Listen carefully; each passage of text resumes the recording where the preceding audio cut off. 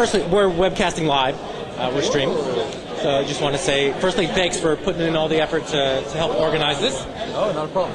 And secondly, we were speaking with Melanie earlier. Yeah. And my question is, how do you get your spouse to actually listen to your podcasts? How do you get your spouse? Yeah, none of our spouses ever listen to what we do. What's the secret? You know, I didn't do anything particular. I guess she just finds... Well, okay, here's one thing, is I know she wants to start a podcast of her own and a web business of her own, so it just so happens that the two things I do, she's interested in. So I guess you podcast about something that your spouses will be interested in, but that's not always going to be the case. Maybe I just got lucky, I don't know. I think so. I told her you're a very lucky man. How are you holding up? It is hour 7 of the PodCamp. I imagine it's been a very full week and full month. How you doing?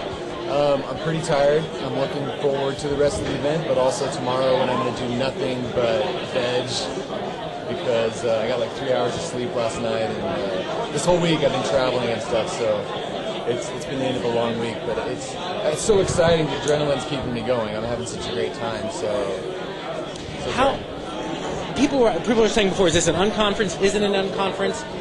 What do you call it, and how did you try to bring in the commercial sponsorship that's required to host it to this scale while maintaining the unconference feel? Well, you know, at some point that's just semantics, I guess. I mean, that is a bit of a discussion that's going on, but, you know, people saying call it what it is, it's a conference. I mean, I don't know. You can ask one person on one definition, you ask somebody else have another definition, but I mean, absolutely, we knew that it had to be free. We knew that it had to, you know, nobody make money off of it. And anybody could sign up to speak. Now, logistically, we reached a point where we had to cap it. I mean, and we still try to do the best we can to allow people on an ad hoc basis to still have their lightning sessions. So, you know, all those little basic tenets of the unconference we try to keep in there as much as possible. You know, at some point, does too many booths and too many sponsors make you a conference? I don't know, but I certainly know there's things at this conference that you'd never see at any other traditional conference, you know? I mean, I've talked to a 14-year-old and his mom who, they would have never been able to pay $1,000 to go to an industry podcasting conference. It just never would have happened, you know? So there's absolutely elements here that you just wouldn't find at other places. But the way we keep it that way is we just trust in the community, the people coming to make it that way. I mean, there's only so much we can do, and then it's up to the people to make it the event that they want to make it. My sense so far is it's going great. I just want to check in with you guys if you have any questions for Jason.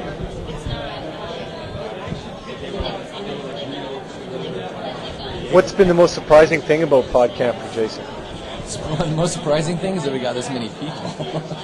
How many people have actually registered so far? We, as of this morning, it was around like 1225 that had actually registered. You know, I'm not sure how many have actually shown up. We'll get those numbers later, but I mean, it's Easter weekend, and you know, a lot of the other PodCamps, 300-400 people. That was a pretty good turnout, right? So we're like, yeah, we'll be lucky. We'll be great. 300-400 would be great, but you know, when all of a sudden we started hitting 500, 600, 800, and then the last week it's just exponential.